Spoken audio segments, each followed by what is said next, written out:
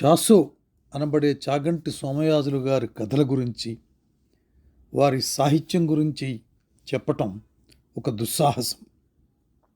ఎందుకంటే ఈ కథల గురించి చెప్పటం నా ముఖ్యోద్దేశం యువజనం మరొకసారి చాసో కథలు చదవాలని, చదివి ప్రభావితం కావాలని, సమాజాన్ని విశ్లేషించేవారు కావాలని, సామాజిక దృక్పథం ఏర్పరచుకునేటటువంటి ఒక ప్రవృత్తి కలిగినటువంటి యువత ఈ సమాజానికి అవసరమనేటటువంటి ఉద్దేశంతోనే నేను ఈ క్లుప్త ప్రసంగాన్ని చేస్తున్నాను తప్ప ఇందులో నాకు అతిగా తెలిసినటువంటిది లేదు. కానీ తెలిసినంతవరకు నేను సాహసం చేస్తాను. తెలుగు జాతి చేసుకున్నటువంటి గొప్ప అదృష్టం ఏమిటంటే, ఈ తెలుగు కథలకు ఒరవడిదిద్దిన వాళ్ళందరూ కూడా చాలా దూరదృష్టి కలిగినటువంటి వాళ్ళు. వారు రాసినటువంటి కథలు, వారు సృజించినటువంటి సాహిత్యం తమ సమకాలీన పాఠకులకు మాత్రమే కాకుండా ఎన్ని తరాలైనా, ఎంత కాలమైనా కూడా ఆ ఇతివృత్తం అది వర్తిస్తుంది, ఆలోచింపజేస్తుంది. అందువల్ల వారు సృష్టించినటువంటి పాత్రలు కాలాతీతాలని చెప్పటంలో ఏమీ సాహసం లేదు.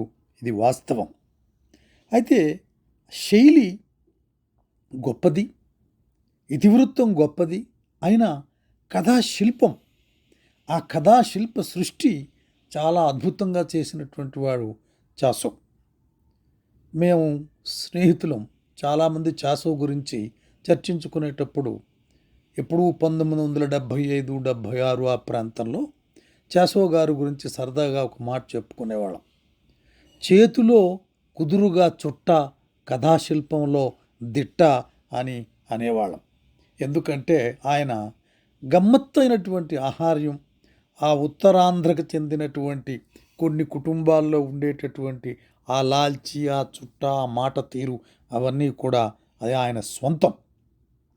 అయితే దిశానిర్దేశం చేసినటువంటి వ్యక్తి కథ ఏ విధంగా రాయాలి, ఇతివృత్తం దేనిటి అని చెప్పగలిగినటువంటి సాహసికుడు చాసో.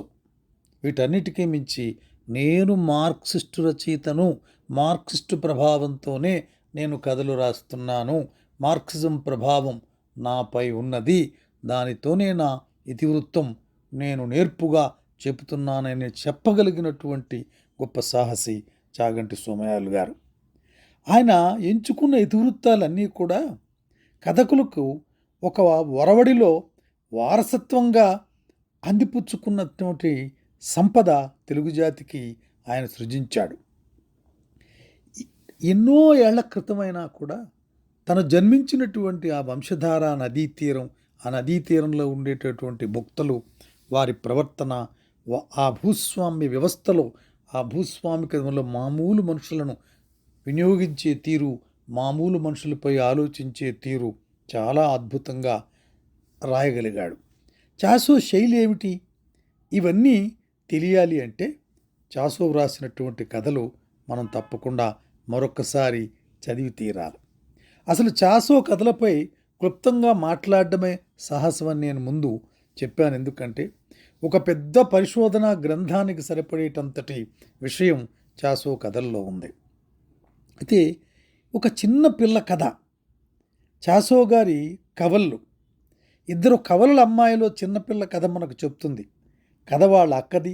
తల్లి తండ్రి పిల్లకు చాలా స్వేచ్ఛనిస్తారు, ఎక్కడా దేనికి అడ్డు చెప్పరు. వీళ్ళకు ఒక డాక్టర్ కుటుంబంతో గాఢమైన స్నేహం ఉంటుంది. ఆ డాక్టర్ అభ్యుదయవాది. ఆయనకు ఒకే ఒక కొడుకు, పేరు రెడ్డి. మన కవల పిల్లలో పెద్ద పిల్ల ఇతనితో స్నేహం మొదలవుతుంది. ఈ పిల్లకి ఏ విషయంలోనూ అడ్డు చెప్పని తండ్రి ఈ విషయంలో మాత్రం ఒప్పుకోడు. తండ్రి జబ్బు పడతాడు. జీవితం మీద ఆశపోయాక ఒక రహస్యం చిన్న కూతురుతో పంచుకుంటాడు. ఆ రహస్యం ఏమిటంటే చాసో శైలిలో సృష్టించినటువంటి ఉత్కంఠ ఆ రహస్యం గురించి చెప్తుంది. మనం ఆలోచించడం మొదలు పెడతాం. ఈ డాక్టర్ కొడుకు ఉన్నాడు కదా, అతను నిజానికి కవలల తండ్రి వల్ల పుట్టినవాడు. అందుకే అతని చెల్లి వరుస అవుతుంది కాబట్టి పెళ్లికి ఒప్పుకోడు. ఇక్కడతో కథను ఆపేస్తే ఆ రచయిత సాధారణ రచయితల్లో ఒక్కడుగా మిగిలిపోతాడు. కానీ చాసోలోని కథకుడు అందుకు ఒప్పుకోలేదు. ఊహించని మలుపు తిప్పి కథకు ముగింపులో డాక్టర్ భార్య వలవలా ఏడుస్తుంది తప్ప నిజం మాత్రం బయటకు చెప్పదు. మనుష్యుల విలువలు వీటన్నిటికన్నా పరువు ప్రతిష్టలకు మనుషులు ఎంత విలువ ఇస్తారో అర్థమవుతుంది. ముగింపు, నిర్ణయం ఇవేవీ చాసో మనకు చెప్పడు. కథంతా చదివిన తర్వాత పుస్తకం మూసేదాకా ఈ ఆలోచనలు మనల్ని వెంటాడి మనకే నేర్పిస్తాయి. ఒక అద్భుతమైనటువంటి సంగీత ప్రవీణుడు ఏ విధంగా అయితే తన పాట ముగించిన తర్వాత కూడా తన గొంతుతోని మాధుర్యం మన వెంటాడుతుందో, అలాగే చాసో సృష్టించినటువంటి కథాశిల్పం కూడా కథ చదివిన తర్వాత కొంతకాలం మన వెంటాడి మనతో ఆలోచింపజేస్తుంది. అది చాసోలో ఉండేటటువంటి గొప్పతనం. అలాగే దమ్ముల గుండి మనిషిలో భయం ఎలా పుడుతుంది? మనిషిలో భయం అనేది పుట్టిన తర్వాత దాన్ని పారదోలడం సాధ్యమా? భయం పుట్టిన తర్వాత మామూలప్పుడు ధైర్యంగా ఉండే మనుషులు ఎలా ప్రవర్తిస్తారు? వీటిని కళ్ళకు కట్టినట్టుకు చెప్తాడు. అదేవిధంగా చాలా చాలా ఇతివృత్తాలపై ఎన్నో కథలు అద్భుతమైనటువంటి సృష్టించిన మనం చాసో కథలలో ఏ పాత్రను మనం ఒకంతట మరిచిపోలేం. విశేషించి స్త్రీ పాత్రలైతే మరీను. సన్నివేశాన్నైనా వ్యక్తిత్వాన్నైనా కళ్ళకు ముందు నిలిపే కథనం ఆయనది. ఇలాంటి వాళ్ళు ఉంటారా అని ఆశ్చర్యపోతాం. మనం ఇలాంటి వాళ్ళు మనకు తారసపడితే మనమైతే ఏం చేస్తామని ఆలోచిస్తాం. అంత శక్తివంతమైన పాత్రలను ఆయన సృష్టించాడు, మనకు అందించాడు. మనల్ని గొప్పగా ఆలోచింపజేసే కథల్లో లేడీ కరుణాకరం కథ ఒకటి. కరుణాకరం మాటలలో కథ మనకు చెప్పబడుతుంది. భార్య ప్రవర్తనను, విశృంఖలత్వాన్ని కరుణాకరం ఎలా సమాధానపరుచుకున్నాడు? అందమైన పల్లెటూరి శారద లేడీ కరుణాకరంగా ఎలా ఎదిగింది తెలుసుకోవాలంటే చాసో గారి కథ చదివి తీరవలసిందే. జీవితంలో ఎదగడానికి లేడీ కరుణాకరం ఎంచుకున్న దారి అదైతే జీవన గమనంలో తాను తీసుకున్న నిర్ణయం మాణిక్యాంబ గారికి ఎలా ఆదరవైంది కూడా చెప్పారు. ఏలూరు వెళ్ళాలి కథలో ఆ రోజుల్లో స్త్రీకి ఆస్తి హక్కులో ఉన్న పరిమితులు, ఆస్తి నిలబెట్టుకోవటం కోసం తప్పని తెలిసి మాణిక్యాంబ గారు తీసుకున్న నిర్ణయం మనని ఆలోచనలో పడివేస్తుంది. ఒక చీకటి తప్పు ఒక జీవితాన్ని ఎలా వెలిగించింది, అసలు ఇది తప్పా కాదా అనే మీమాంస మనని పెట్టి ఒక పట్టాన వదలక అనేక రాత్రులు అనేక రోజులు ఆలోచింపజేస్తుంది. అలాగే వయలిన్ కథ సంగీతం పట్ల ఎంతో ప్రేమ ఉన్న రాజ్యం పెళ్లి తరువాత సంసార బాధ్యతలో పడిపోతుంది. జబ్బుపడిన రాజ్యం వైద్యం కోసం ఆమె వయలిన్ 250 రూపాయలకు అమ్మేస్తాడు ఆమె భర్త. మిగిలిన డబ్బుతో ఆమెకు పట్టు చీర తెస్తాడు. ప్రాణానికి ప్రాణమైన వయలిన్ని భర్త అమ్మినందుకు బాధపడాలా, తన వైద్యం కోసం భర్త పడిన తపన చూసి సంతోషపడాలో తెలియని రాజ్యం నిర్లిప్తత పుస్తకం మూసేదాకా కూడా మన మనస్సుల్ని మెలితిప్పి పిండి ఆలోచింపజేస్తుంది. భార్యాభర్తల అనుబంధం, అభిరుచులకు అవసరాలకు మధ్య జరిగే పోటీలో గెలుపు వేటిదన్నది వయలిన్ కథాంశం. అయితే అభిరుచులకు అవసరాలకు మధ్య జరిగే పోటీ అనేటటువంటిది బూర్జువా సమాజంలో, ఒక పెట్టుబడిదారీ సమాజంలో, ఒక వ్యాపారమే పరమావధిగా, ధనార్జనే పరమావధిగా కలిగినటువంటి సమాజంలో అభిరుచులకు అవసరాలకు మధ్య జరిగేటటువంటి ఆ కాన్ఫ్లిక్ట్ ఆఫ్ ఇంట్రెస్ట్ని చెప్పటం ఈ కథలో కథాశిల్పం ద్వారా చాసో అద్భుతమైనటువంటి ప్రతిభ కనపరిచారు. అలాగే గున్నమ్మ కథ, అనేక కథలు మనం చెప్తే మనం కోరుకున్నది ఏమిటంటే, లేక ఆయన దగ్గర నుంచి మనం గ్రహించదగినది ఏమిటి అంటే, చాసో కథలు నేల విడిచి ఎప్పుడూ ఊహాలోకాల్లో సంచరించలేదు. సామ్యవాదాన్ని కోరుకున్నాడు ఆయన.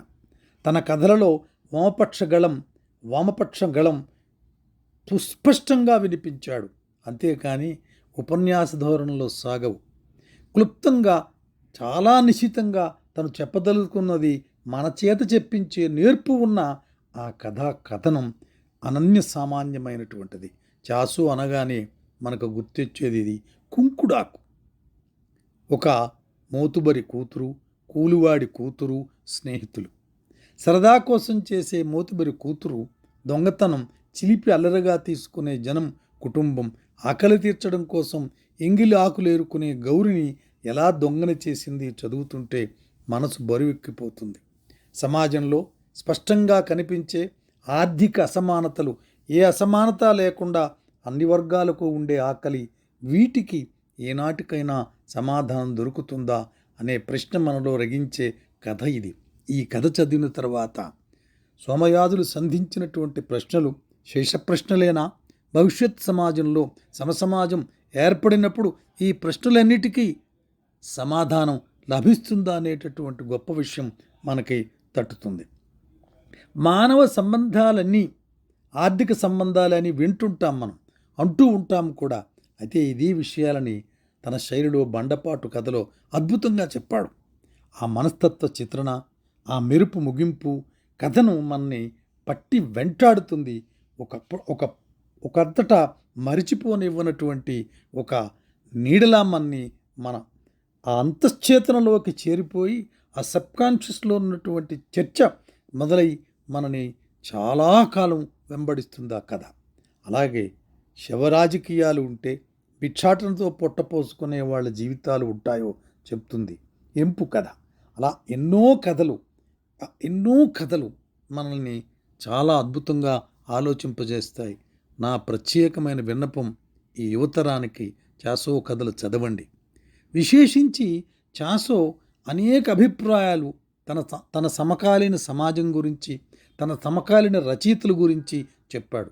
ఇది ఒక అద్భుతమైన ఇంటర్వ్యూలో మనకు లభిస్తుంది. ఇది యూట్యూబ్లో ఉంది. నాకు గుర్తున్నంత వరకు ఏబి ప్రసాద్కి ఇచ్చినట్టున్నారు ఒక గంట చిల్లర ఇంటర్వ్యూలో. కృష్ణశాస్త్రి గురించి, శ్రీశ్రీ గురించి ఎంత సుస్పష్టంగా తన అభిప్రాయాన్ని నిక్కచ్చిగా చెప్పాడో మనం వినగలుగుతాం. ఆయన ఎంత సుస్పష్టంగా చెప్పాడో, కొన్ని విషయాల పట్ల ఎంత తన బాధను వ్యక్తం చేశాడో.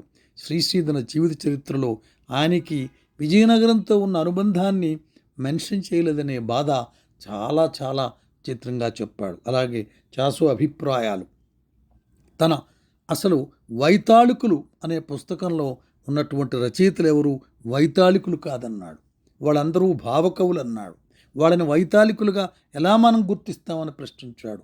అద్భుతమైనటువంటి విమర్శనా దృక్పథం, చాలా కుశాగ్ర బుద్ధితో తన సమకాలీన సమాజాన్ని వర్ణించినటువంటి తీరు మనకి ఇంటర్వ్యూలో తెలుస్తుంది. విశేషించి తాను యువకుడుగా ఉండేటప్పుడు ఆ ఎంఆర్ కాలేజీలో మ్యాగజైన్స్ కోసం ఎదురుచూపు, ఆ ఇంగ్లీష్ మ్యాగజైన్స్ చాలా నిక్కచ్చిగా చెప్పాడు. అది ఆనంద గజపతి, గురజాడ తీసుకొచ్చినటువంటి ఆ మ్యాగజైన్స్ వారిపై ఎంత ప్రభావం చూపించాయి, ఏ విధంగా పాశ్చాత్య సాహిత్యం, ఐరోపా సాహిత్యం వారిపై ప్రభావాన్ని చూపించింది. నారాయణబాబు ఎందుకు పలాయనవాదమని భావకవిత్వం గురించి చెప్పాడు. ఇవన్నీ చాలా విశ్లేషించి చెప్పాడు. నా మరొక్కసారి విన్నపం, యువకులంతా చాసో కథల్ని మరొకసారి చదవండి. సహేతుకమైన దృక్పథంతో చదవండి. తద్వారా సమకాలీన సమాజాన్ని విశ్లేషించండి. ఆ ఇంటర్వ్యూలో చాసో చెప్పిన అభిప్రాయాలపై మరొక్కసారి మదన చేయండి, ఆలోచించండి, తర్కించండి. మనకు గమ్యం